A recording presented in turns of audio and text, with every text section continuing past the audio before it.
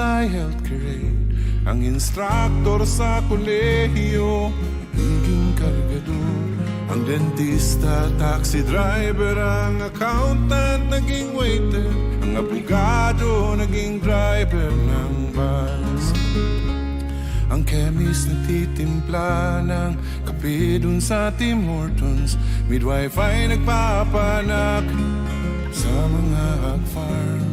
Ang civil engineer ay piyon sa construction.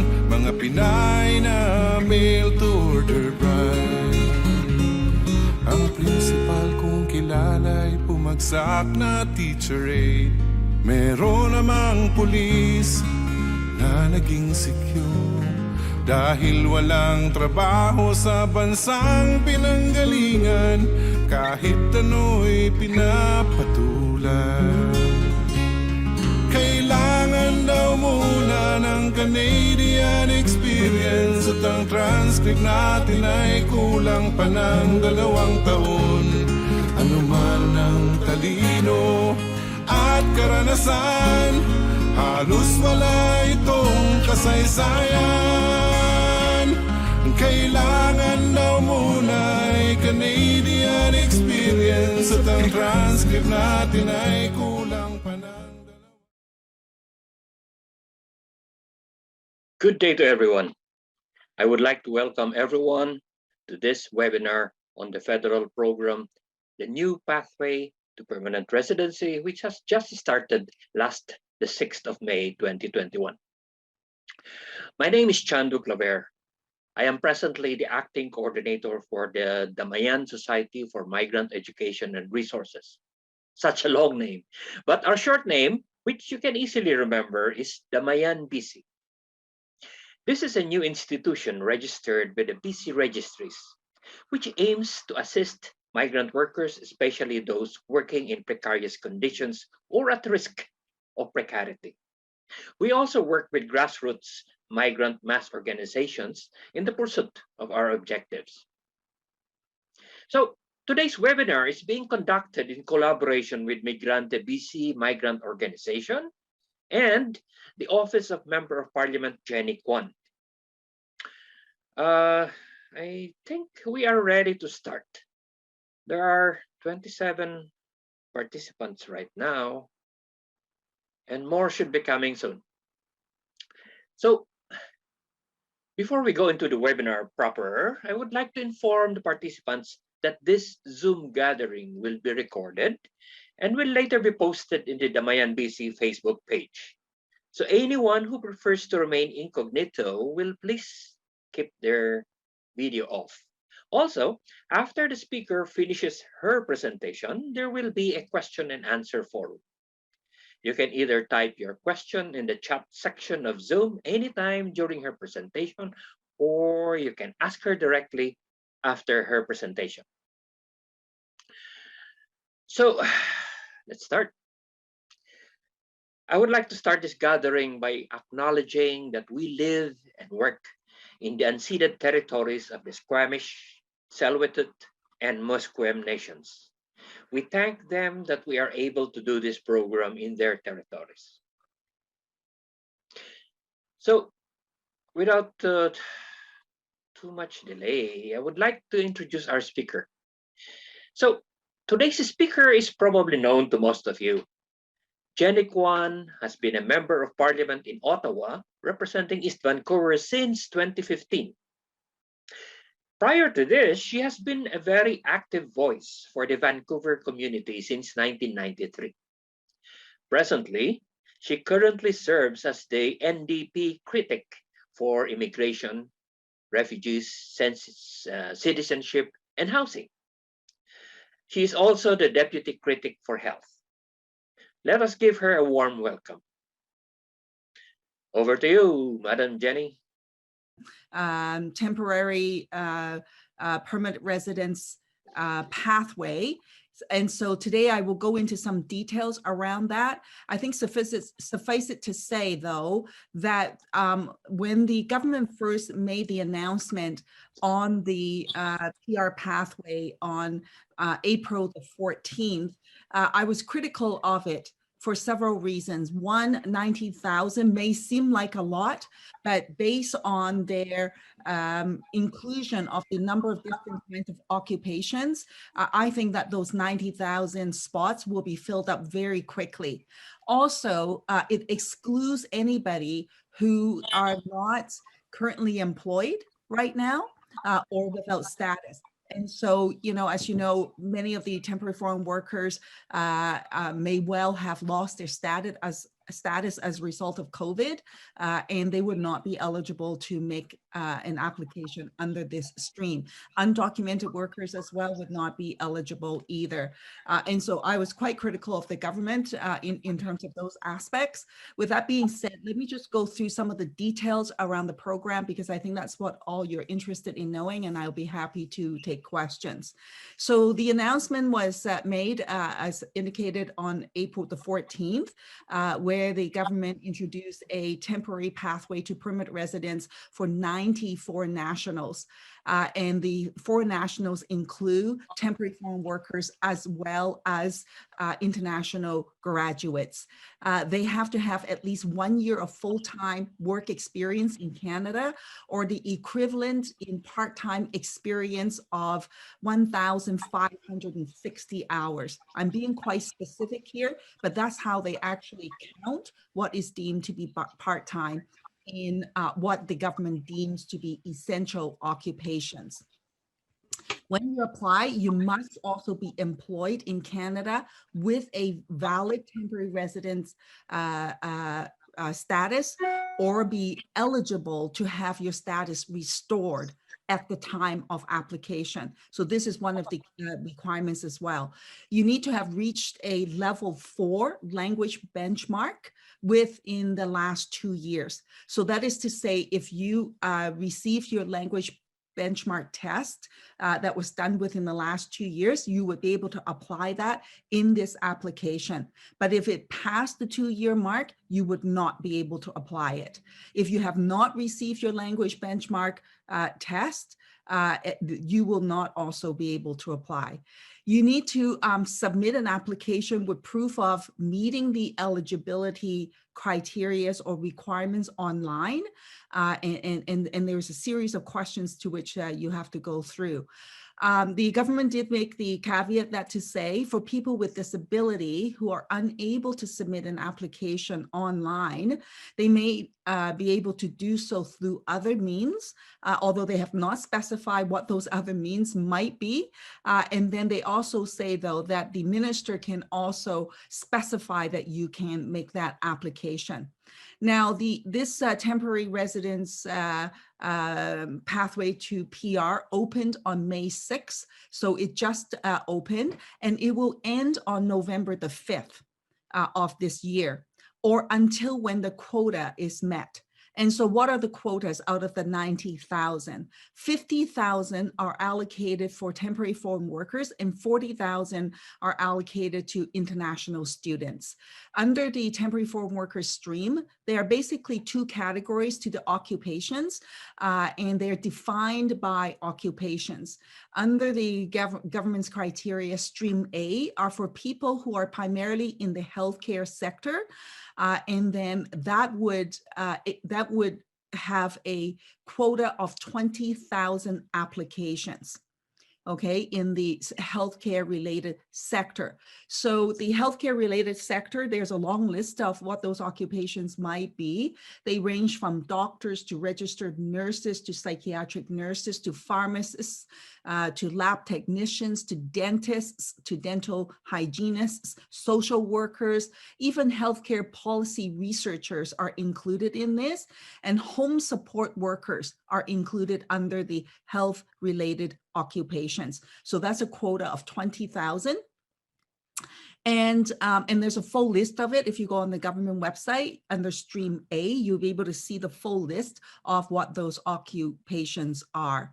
Now, if you apply under occupation stream A, You can't combine it with other occupations under the different streams, and that's a distinction.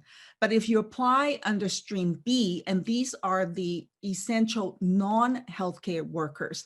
So workers in this category include things like people in the retail, sales people, cleaners, agricultural workers, tradespeople, and so on. And under this non-health care essential workers stream, the government is accepting 30,000 applications. But under stream B, under this non-essential stream, you would be able to combine some of the occupations under the stream A category. And again, if you go on the government website, they will have a full list of all the occupations under both streams. So aside from temporary foreign workers, there are also 40,000 spots out of the 90,000 that are reserved for international graduates. And in order for you to qualify under that stream, you have to have completed your education from an eligible Canadian post-secondary program within the last 4 years, and no earlier than January of 2017. And that would be the requirement under the international graduates programs. Now, there is some special recognition for French or bilingual speakers. So under each of those streams that I talked about, so French-speaking workers in Canada under Stream A, so that's the healthcare sector, and French-speaking workers in Canada under Stream B, so that would be the non-essential healthcare workers, as well as the French-speaking international graduates. These streams would remain open, and there is no limit to how many people can apply. So that's a big distinction there in terms of the French-speaking or bilingual applicants. In order to find out, one of the things that I would encourage people to do in order to find out if you qualify under this program, there's a quick sort of list of questions, 6 questions essentially, that's on the government website. And then you can click onto that. And these are the questions that are asked. I just went through it myself this morning just to sort of test and see what happens. And so if you answer, you have to answer yes to these questions. So the first question is, are you currently in Canada? So this is a required question. You have to be in Canada in order to apply for this. So you have to answer yes to that. Do you have a valid work or study permit? And again, you have to answer yes to this. It's also a required question. It asks, are you currently employed? And this is also another required yes question. If you're self-employed and you choose no, right? And that would mean that you don't qualify unless if you are working as a medical doctor in a fee-for-service arrangement within the health authority. And that's how they distinguish it. And it further asks, do you plan to live outside of Quebec? And again, this is a question where you have to answer yes. If you answer no, it will prompt you to say that you don't qualify. And then it further asks, do you have at least 1 year of work experience and at least 1,560 hours in the last 3 years in the eligible healthcare occupation? And again, you have to answer yes to this. And the next question is, do you have a total of at least 1 year of work experience, which also requires a yes answer. And then it does raise under Stream B to ask the question if you have a combination of eligible essential occupation in the healthcare sector and in the non-healthcare sector. Then it asks, did you graduate from an eligible program at the designated institution? So now this is now referring to the international graduates program, to which you have to again answer yes to that. And then this is a question that applies and is a critical question is, have you taken an approved language test to assess your English or French skills?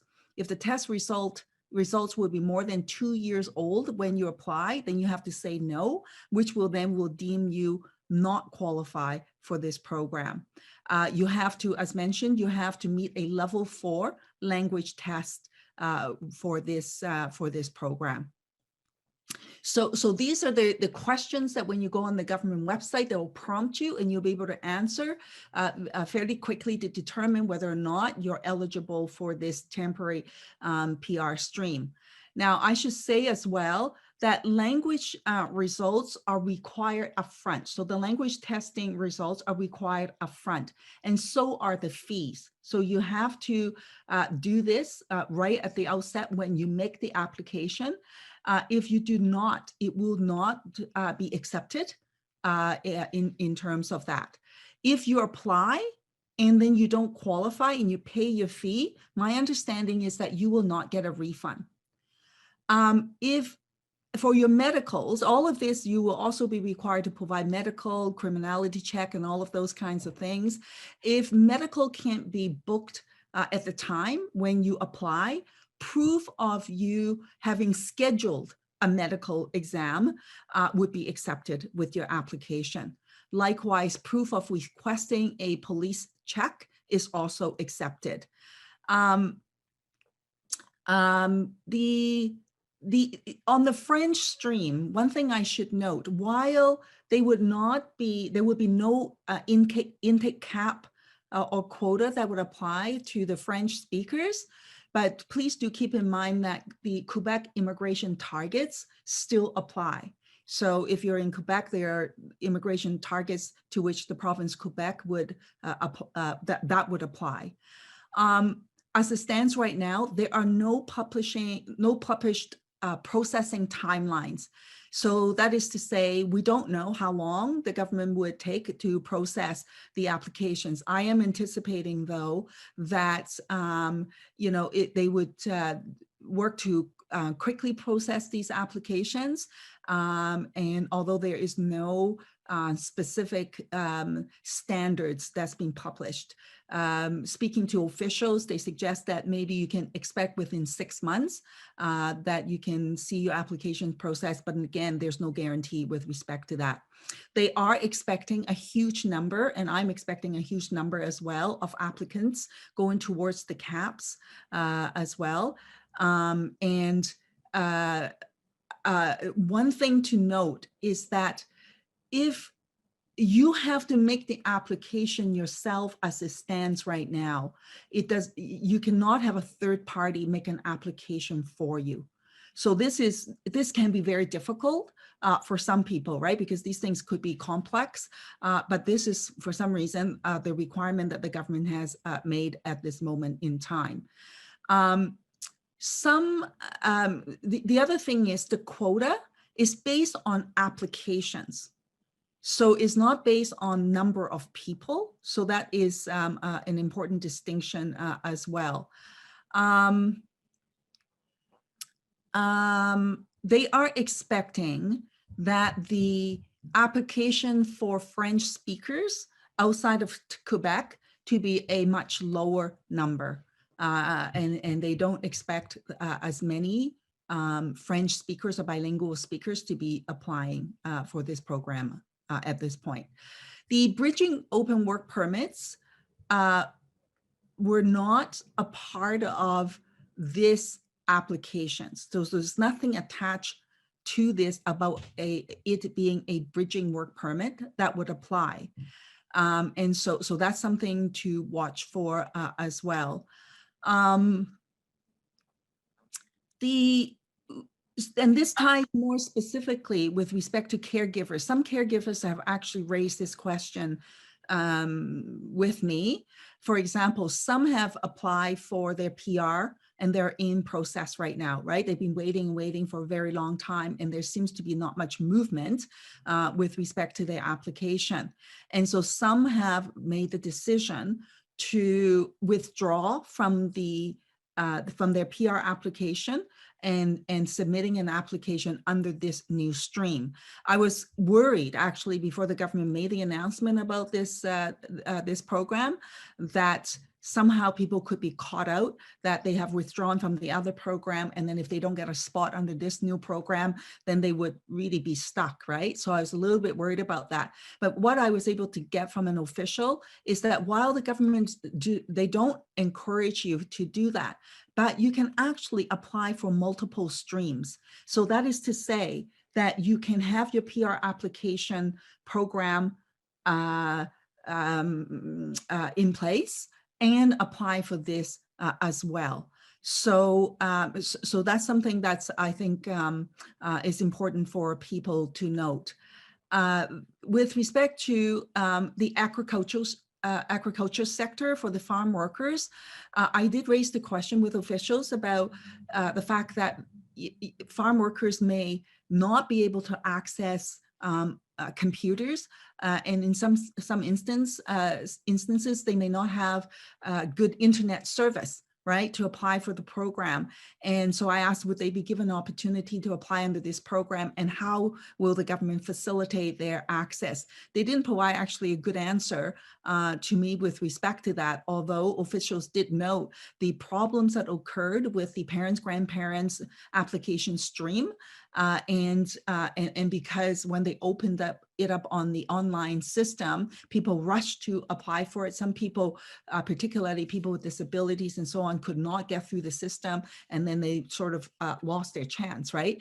And then subsequent to that, some people actually took the government to court and threatened to sue them. And then the government ended up setting a side deal in providing them with some spots for the parents-grandparents application stream. So while they're not saying how they would facilitate for people who don't have access to computer or technology capacities, how would they address these concerns? They did not actually say how that would be done, but they did know that there were issues related to the parents-grandparents situation.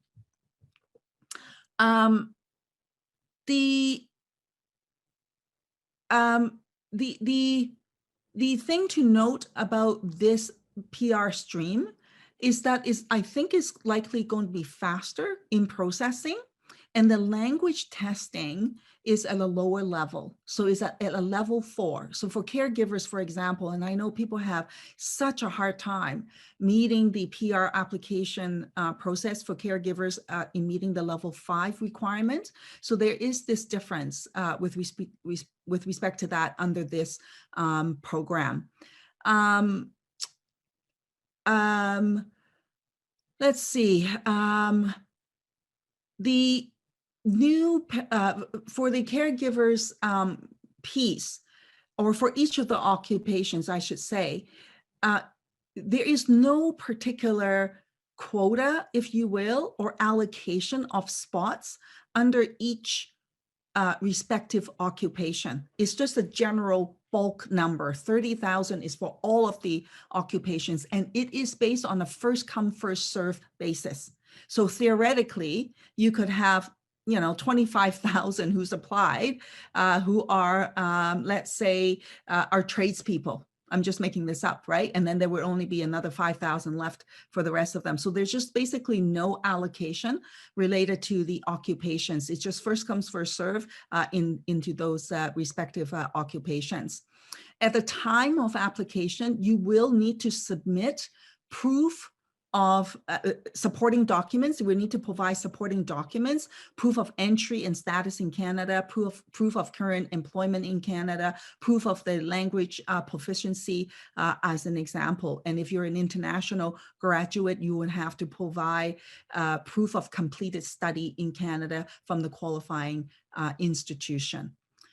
And so this morning, when I checked the government website, just to sort of see, what's going on with all these streams, they did actually post how many applications they received. So on the government website from this morning, the French-speaking workers in Canada under the health sector, for example, they received 10 applications, and that was last updated. All of these are last updated on May the 8th. At 10:42 a.m. And then for the French-speaking workers in Canada, essential non-healthcare workers, they received 263 applications. for the workers in Canada under the healthcare sector. So these are non-French speaking. There were 966 applications that were received in the healthcare sector, and in the non-healthcare sector there were 6,498 applications that were received, and the program was announced on May 6th. Right, so then you can just sort of see how quickly the numbers are filling up with respect to these applications. I suspect that after the weekend, there might be a bunch more that are going through. I know that in talking with some of the employers, they were even saying that their employee had taken the day off on the day of the government's announcement to catch and see what is being announced, and so that they can, try and figure out how they can make that application, which actually, frankly, caused problems for the employers as well. All of a sudden, all their workers are taking a day off, and it really does raise the question about how the government had made this announcement with respect to that, and some of the lack of planning or information provided. So I've given you some very technical information about what has been announced and how the program would apply. So I think I'm going to stop here and primarily save my commentaries about what I think about all of this. I can save that for another time, but I think for the purpose of today's session, I think people are mostly interested in knowing what the program looks like and how it works. So I'll try and answer your question as best as I can, to the best of my knowledge. And if I don't know the answer to some of your questions, I will certainly do my best to try and find out the answers for a later time. Thank you very much, Jenny. And so we'd like to open the question and answer forum who has a question for Jenny? I think people were really listening to you, Jenny, because I don't see any questions on the chat. Maybe I'll start with the first question.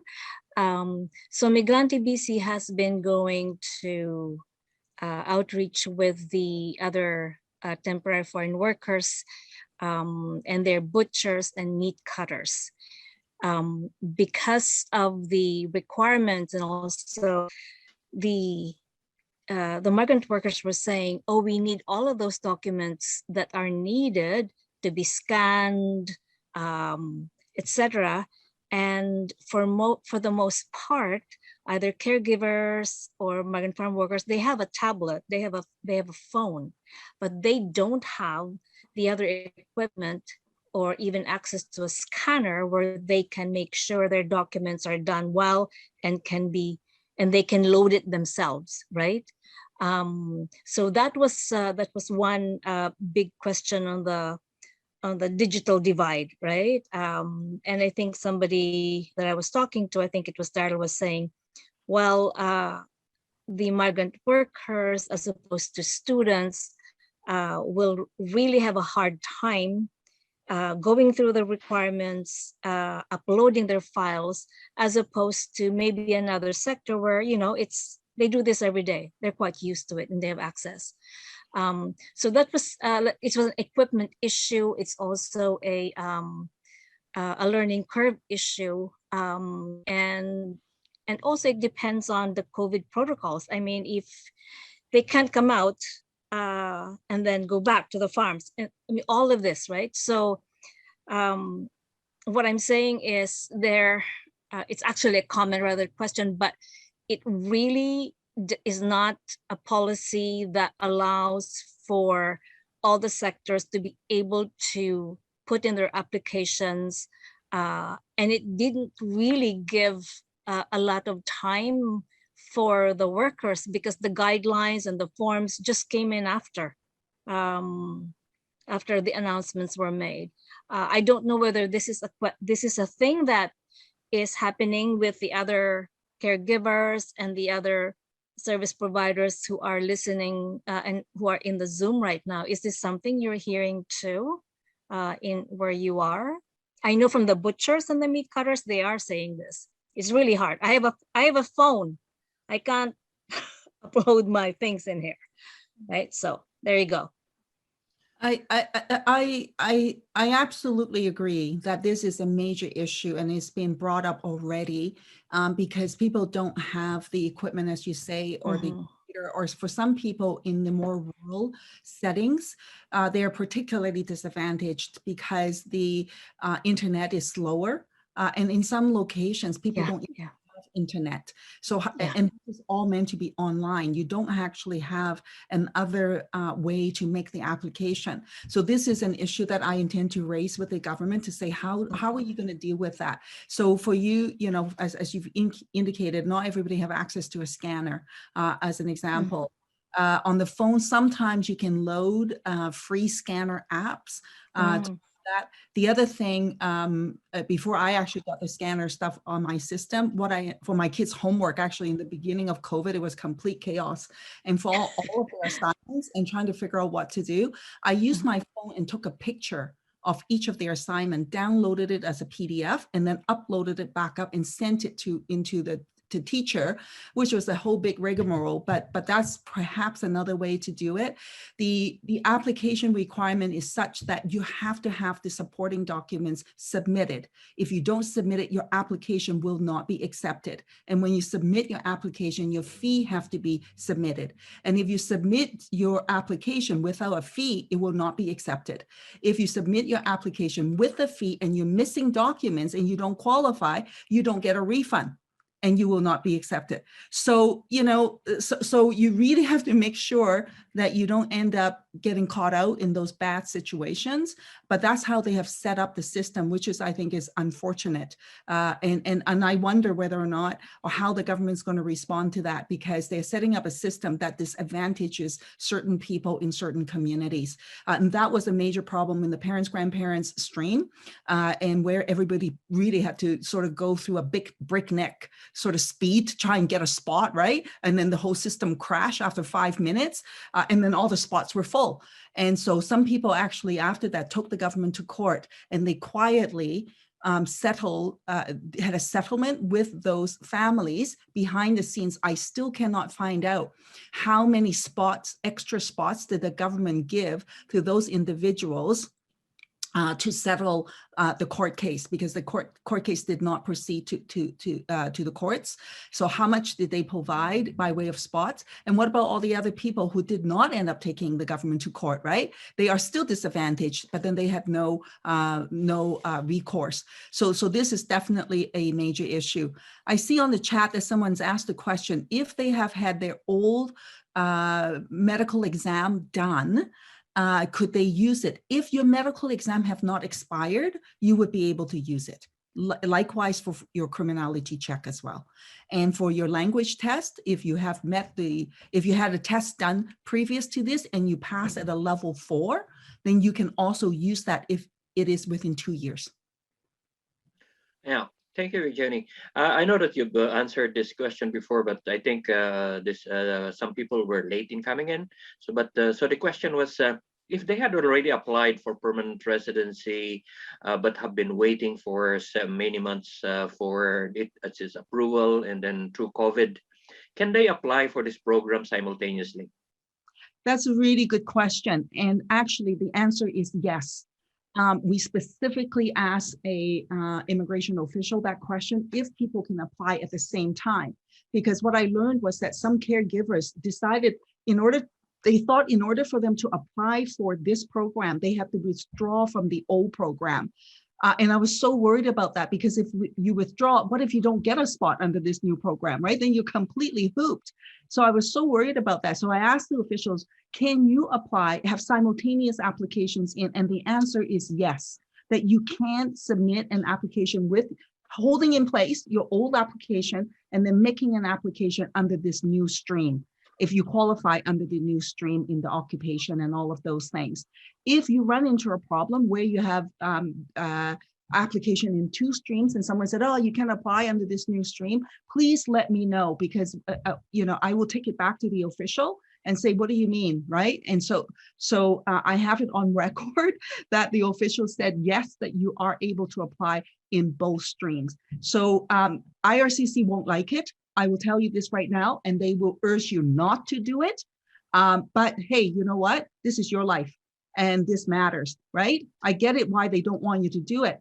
But from your perspective, you want to safeguard your best opportunities. So if you withdraw from the other stream and you apply under this one, and what if you don't get a spot under this one? Then you would have no streams in place. And then that I think would be quite detrimental. So that's my very long answer to your question. And the short answer is yes, you can have multiple streams in application. Thank you. There's another one question here. When you submit a new application while you have a pending application in this new pathway, can you get a refund in one of your applications after the first one gets approved? If you withdraw from the other one, is interesting. I know some caregivers have withdrawn from the other one, and they're still waiting to see whether or not they could get a refund for the other one. So I don't have confirmation that you can get a refund. Theoretically, you should if you do a withdrawal in the other stream, but I do not have that by way of confirmation right now. Under this new stream, once you apply, I don't believe that you can withdraw and get a refund, because even once you apply and you submit your fee, and even if you don't qualify for whatever reason, you don't get your refund. Okay. So any other questions that you might have? Please unmute yourself if you want to ask the question directly. Yes, I do have a question. I'm Jenny from Quebec, Migrante Quebec, and it's about the simultaneous application. Because we're in Quebec, I would like to know, for example, if like the people who has already applied here could do a simultaneous application too for the federal. You mean apply for the Quebec program? Yes, ma'am. And then they want to apply under this federal program? Yes. And do they have to go out, or do they have to wait for the result first?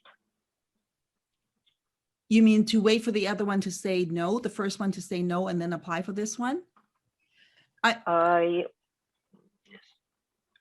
does it apply the simultaneous, the multiple application? Like they can apply like twice too, like one for Quebec and one for the federal program. My understanding is that yes, that you can have multiple applications. Even for Quebec. Well, the official did not specify to say that Quebec is exempt. And so, so my understanding at this point in time is that yes, you can have multiple applications. I will go back and double check with the official to make sure specifically that Quebec applications are not disqualified if you already have one in place. I can't see. Well, let me just not assume on that, and I'll double check on that. Maybe what you can do is send my office an email to jenny.kwan.a1@parl.gc.ca, and we will double check that answer for you. Thank you, ma'am. My understanding is that you should be able to. Because it's always a problem. Filipinos here, they speak English. They have that level 4, even 5, 6, 7 of IELTS, but they cannot pass the permanent resident application here in Quebec just because of the language problem. If they pass the language tests? No, it's a problem here in Quebec. Because the Filipinos don't speak well with French, and the Quebec government has put the level really high to 7 for French. And so maybe it's a good option for the Filipinos to just apply for this program so that they will be able to get their permanent residency.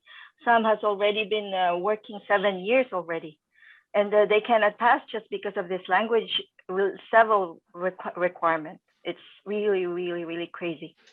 I see what you mean. I will double check that for you, because the Quebec government have some authority over immigration issues.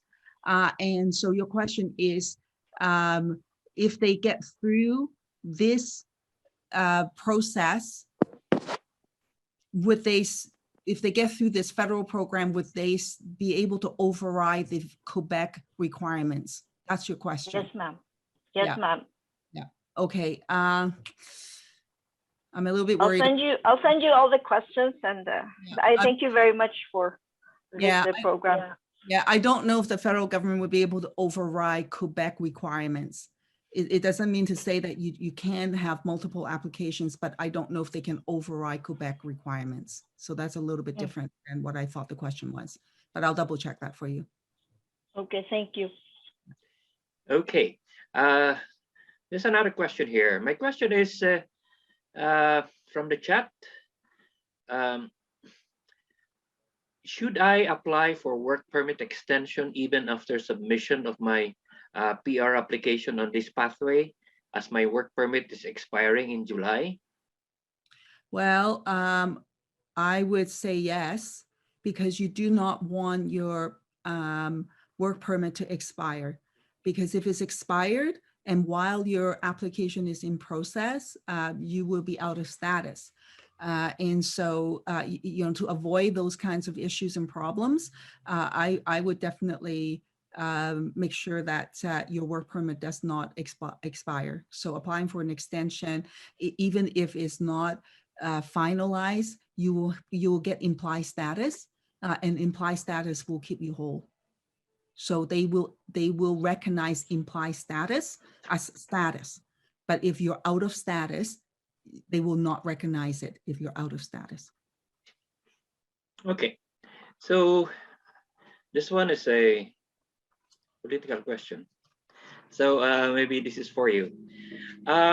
This seems to be another temporary and short-term policy when we know that Canada depends on immigrants, refugees, and temporary workers year after year. For economic stability, especially after this pandemic, can't we make any long-term stable immigrant or path for PR policy for people that we need here in Canada? Well, I certainly hope so. And that's something I've been advocating for years now, even before the pandemic. The truth of the matter is that right now the government's created and are utilizing temporary foreign workers program as a replacement program for immigration, right? Canada used to have an immigration program that had the full range of workers, right? Different skill set in Canada, but they did away with that program, and where now they only recognize what the government deems to be high skilled workers for a immigration stream. Everyone else would not be able to apply under that regular immigration stream. And so consequently, you know, there's this huge reliance on temporary foreign workers program, and I think that's wrong. I I firmly believe that people should have landed status on arrival. And there's so many workers, you know, I'll use caregivers as one example. I mean, year after year, decade after decade, I have to say, right? Caregivers have come in and provided essential services to Canadian families to support our economy, but still it is a temporary program, right? They do not provide for a permanent program of immigrant stream for caregivers. I think that the government should, and I definitely would want to see that. Likewise for agricultural workers as well. I mean, there are some workers who's come to Canada on a seasonal basis, so to speak, year after year for the last 20 years, right? And still they don't have a permanent pathway towards PR. So you're right. I've been advocating for that. The NDP absolutely supports permanent pathways as a landed status on arrival measure. Unfortunately, the government has not brought that about. In this current round at the Immigration and Citizenship Committee, the Standing Standing Committee on Immigration and Citizenship, we're looking at LMIAs. And one of the issues, even the employers themselves are saying, you know, can we actually have permanent streams for these workers? They are sick of it themselves, of having to go to temporary foreign workers streams all the time. They need the workers, they want the workers to stay, and they want to ensure that they have permanent residence. So that's something that we're pushing very hard on. And so I do hope that the government will bring that about. Okay, there's another question on the chat. So, does the number 90,000 applications refer to applications submitted to the new pathway, or does it refer to applications that have been approved? 90,000 is, I think, approved. And so, you know, you could theoretically have 90,000 applications, and then the 90,000, sorry, no, let me rephrase that. If you submitted your application,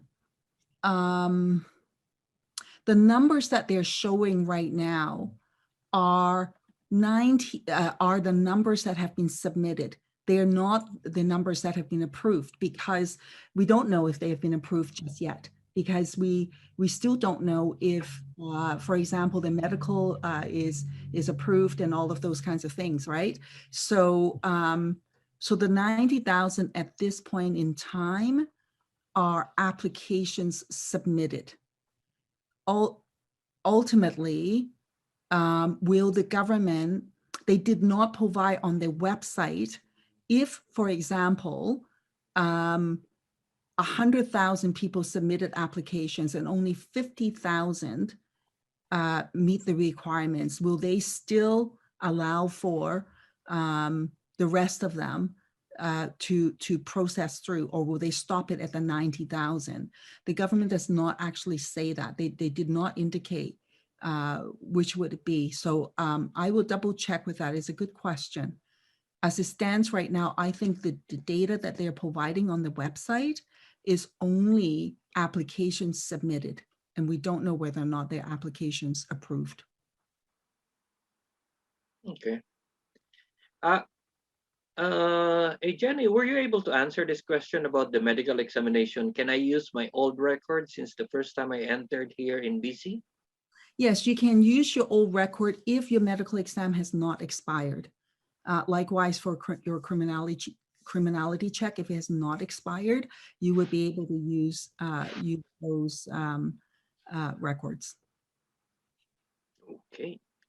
Any other questions? There's no more in the chat, but does anyone have a question? Kindly unmute yourself and you can ask your question directly to our speaker. I have a question, Jenny. Okay, Well, Cora. we have a few coworkers at work that I'm not sure which one expired, if it's their open permit or the permanent residence status, that they were not able to work, you know. So an example is one worker who last year, I think it expired, and for at least a week, she did not come to work because she really needs to provide a proof that she put an application and still waiting. And up to now, I think she's still waiting for it. But I was able to talk to our manager, and I asked this worker to get information from the immigration, like kind of a copy of the one she submitted as a proof that she already applied for it, like for a renewal. So after a week, finally she got one, and we brought it up to the manager for her to come back to work. So the thing is there, does anybody know how long it takes for those forms, like applications, to be approved? Because it's not fair for the workers. You'll be out of of money for a week. Yeah, Thank you. That's like $1 million question. How quickly will IRCC process your application is basically your question. And right now, I can't really say. There is no sort of timeline to which the government attaches to it. I think that I know this is a situation that my office have dealt with a worker, for example. So they had a work permit, a valid work permit, and then it was coming to, it was going to expire. And so of course the person applied for their work permit to be extended. And so they submitted the application, and the government took forever to process the thing. And in fact, they eventually actually even lost it and claimed that they never received the application. And in that instance, so then of course the time was ticking, and then the person ran out of time, and their work permit expired. So then they were out of status. So in following that case, what we did was, and luckily the individual who applied had a postage slip indicating when they sent in the application to verify that the application was sent in and what office it was sent into. And so then we took that as evidence and submitted to IRCC and told them that you need to restore the person's status immediately and give them interim status. And so that while they await for the finalization of their work permit to be renewed, and to which they agree to do. So I guess the lesson here is this: if your work permit is coming to an expiration date, make sure that you apply to get interim status. And when you have that interim status, then you are still whole, right? And so, and that's really essential. And then also make sure that whatever stuff you sent in, if it's on your computer, screenshot the thing. Make sure you have a record of it. If you don't, or take your phone to take a picture of your computer, make sure the date and the time is showing on it, so you have a record of it. If you send it by mail, make sure that you have the Canada Post receipt of when it was sent and the address it was sent to. So those are and hold on to those, right? Because if something goes awry, you can always bring those back. And I have been successful in those cases, arguing with the government to say, look, this is your fault. Somehow that this stuff has been lost, and people shouldn't be penalized as a result of that. And we've been able to get that through. But as to how quickly they can process these things, like only God knows, I swear. Every day in my office, like I'm getting inundated with endless questions from people whose PR applications, whose work permits are in limbo, whose citizenship card is in limbo, and also so on and so forth. And I have no ability to figure out under what circumstances are the government processing these applications. And in what kind of standard. One thing that I know for sure is that they're very short-staffed, and they seem to think that, and they're focusing in on these special streams that they're doing. So all the other stuff is just sort of, sitting there in a very slow pace. Just prior to a few weeks ago, we even discovered that the government in the mailroom, in the middle of the pandemic, stuff that got sent into the mailroom, they were literally just sitting there collecting dust. Nobody's gone into the mailroom. Stuff is not being opened. They have no idea what applications come in. We had some urgent cases, some including a adoption case that we were trying to get expedited processing. And they said, well, we don't know where it is because they haven't opened the mailroom because of the pandemic. And I said, okay, what about if I sent it to you in electronic format? And they said, well, no, because we don't have the staff to input the data into the computer. I mean, this is how bad things are, right? So things are just really, really slow. And I have no way of saying to you how quickly they will process things. But if your status is about to expire, make sure that you apply for implied status. Thank you for that, Jenny. Here's another one that's asking for your opinion this time.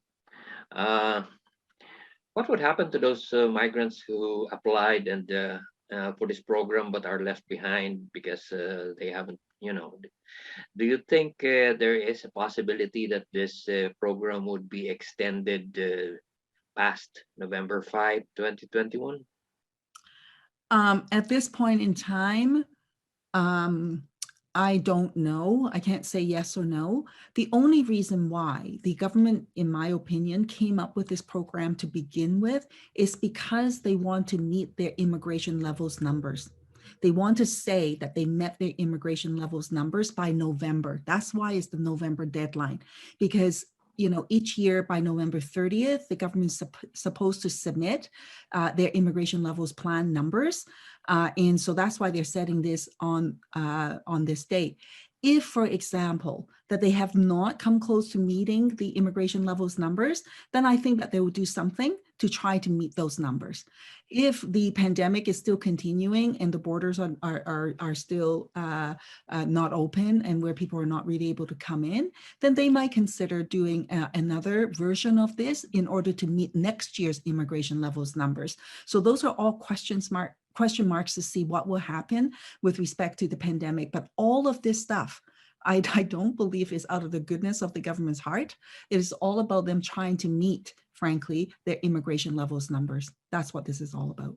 And that's why they set the number at 90,000. I think that they have some projection somewhere of what their numbers would look like. And that's why they've set these numbers under the different streams. That's interesting. So any other questions from the audience? Anyone else want to ask a question? Yeah, so yeah, we might need to wrap this up. So I would like to thank everyone, but thank you very much, Jenny, for being so patient in answering all the questions. But before we go, Chris, do you have anything that you'd like to say? Yeah. Before closing, I'd like to announce that tomorrow, Mother's Day, CDWCR and Migrante BC and other advocates is inviting all of you to join us at 11 a.m. We will be observing our COVID-19 protocols, but we're inviting you, your members, your friends, relatives, to join us in a Zoom and a Facebook Live mainstreaming event for our Mother's Day of Action to demand the government to grant all migrants in Canada and those upon status upon arrival and permanent immigration status for all. We will be, some of us will be going to the office of the Member of the Parliament, Harjit Sajjan's office, and we will present the thousands of petitions that was gathered over the weeks. And our theme is Reunite All Families. May 9, Mother's Day event at Zoom. And please, if you're interested, private message us so that we can send you the Zoom link. And in closing, I'd like to say Happy Mother's Day, Jenny. Happy Mother's Day to all migrant mothers and advocates. And may you all have a nice Saturday afternoon or evening. Thank you po. Maraming salamat sa inyo. So thank you very much Sandy, for, yeah. Sorry, Sandy, I just also wanted to say before we close, for those who have questions or clarifications, we also have the settlement providers offices like Mosaic would have their migrant support program, which we should make use of. We have CDWCR, we have Migrante and Damayan, and earlier today we heard MP Jenny Kwan say, if these are issues, then you write and email my office. So it's not to be overwhelmed, and that there is people and organizations are willing to help. And then, there's a whole network there, and we should let the migrant serving agencies really do the work, in addition to the grassroots organizations who are the first contact to most caregivers and temporary foreign workers. No, yun lang, no. So yeah, thank you very much. Yes, and so for everyone, if there's anything that you'd like to ask after the Zoom meeting, when we leave this meeting and then say, ay, nga pala, ba't di ko natanong yun? Why didn't I ask that? Why didn't I? So there's the email, damayan.bc @gmail.com, and also migrante.bc@gmail.com. It's easy to remember. So if you have any other questions, even if you have had time remembering Jenny Kwan's email, pass it on to us and we can pass it on to her too. We can do that. So if there's anything, again, it's damayan.bc@gmail and migrante.bc@gmail. Easy to remember. Okay. Yeah, maybe I can just jump in here. Actually, I think it's a really good idea. If people have additional questions or questions that that you know you might have missed the answer or you were still wondering about, if you sent all the questions to Migrante BC or one of you guys as a collector of questions, send it to my office. I can answer those questions, send it back to you, and then you can distribute those answers far and wide to your network. And maybe that's a better way of doing, making sure everybody get access to the information instead of this sort of one-off kind of thing. Yeah, Correct. that's a good idea. Yeah. That's a good idea. We'll do that. Okay. Yeah. Okay. Again, it was a good thing that we gathered here today to talk about this pathway that has it gives us opportunities, but it also has a lot of holes in it. So we'll just have to do what we can, and especially help our brothers and sisters who are hard up, temporary foreign workers and undocumented ones, or people who are working but needs to get their status. So let us join together and help each other. Thank you very much for from Damayan BC and Migrante BC. We appreciate everyone's participation. And Jenny, thank you very much. Kailangan daw muna ng Canadian experience at ang transcript natin ay kulang pa ng 2 taon. Ano man ang talino at karanasan, halos wala itong kasaysayan. Kailangan daw muna ay Canadian experience at ang transcript natin ay kulang pa ng 2 taon. Ano man ang talino at karanasan, halos wala itong kabuluhan.